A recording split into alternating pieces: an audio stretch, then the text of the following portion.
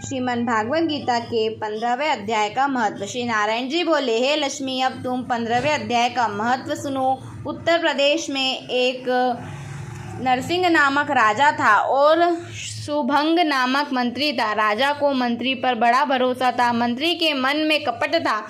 मंत्री चाहता था राजा को मारकर यह राज्य में ही करूं। इस तरह कुछ काल व्यतीत हुआ। एक दिन राजा नौकर चाकरों सहित सो रहा था। तब मंत्री राजा के सारे नौकरों सहित मारकर राज्य करने लगा। राज्य करते बहुत काल व्यतीत हुआ। तब एक दिन वह मर गया। यमराज के पास दूत बांधकर ले गए। धर्मराज बोले, हे यमदूत, यह बड़ा पापी है, इसको नर्क में डालो। हे लक्ष्मी, इस प्रकार वह पापी कई नर्क भोगकर धर्मराज की आज्ञा से घोड़े की योनि में आया। संकलद्वीप में जय घोड़ा भया। एक सौदागर ने बहुत से घोड़े को मोल लिया और वह घोड़ा खरीदकर अपने देश को चला। चलते चलते अपने देश में आया।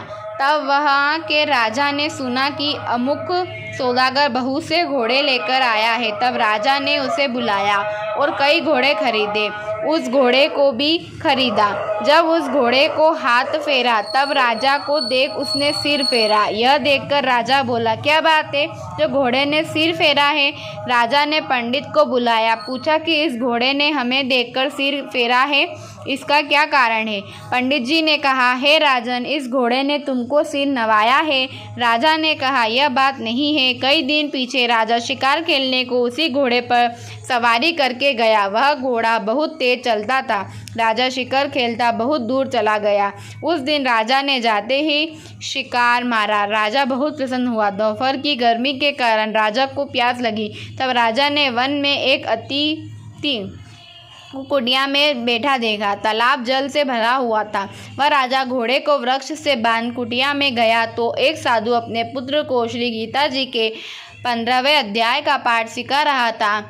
वह वृक्ष के पत्ते पर श्लोक लिखकर बालक से कहा, खेलते भी रहो और इसको भी कंठस्थ करो। जिस वृक्ष से राजा ने घोड़ा बांधा था उसी वृक्ष के पत्ते पर श्री गीता जी का श्लोक लिखा था। वह बालक पत्ता लेकर खेले और पढ़े भी। उस पत्ते को घोड़े ने देखा तो तुरंत उसकी देह छूट गई। देवदेही पाई। स्वर्ग से विमान आया। उस पर बैठ वह बैकुंठ को चला। इतने में ही राजा जल पीकर बाहर आया। देखा तो घोड़ा मरा पड़ा है।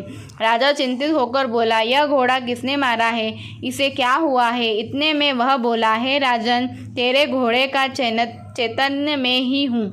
मैंने अब देवदेही पाई है, बैकुंठ को चला हूँ। राजा ने पूछा, तुमने कौन सा पुण्य किया? घोड़ा बोला, यह बात ऋषिश्वर से पूछो। राजा ने मुनीश्वर से पूछा। मुनि बोले, हे राजन, गीता जी का श्लोक लिखा हुआ पत्ता इसके आगे पड़ा है।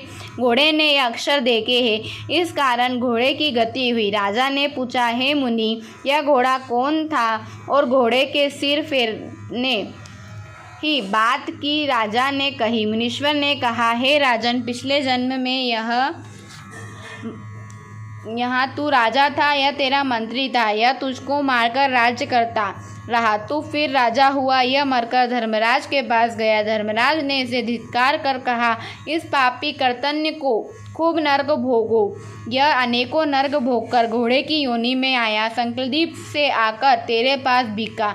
जब इसने सिर हिलाया तब इसने कहा था, राजन, तू मुझे नहीं पहचानता परंतु मैं तुझे पहचानता हूँ।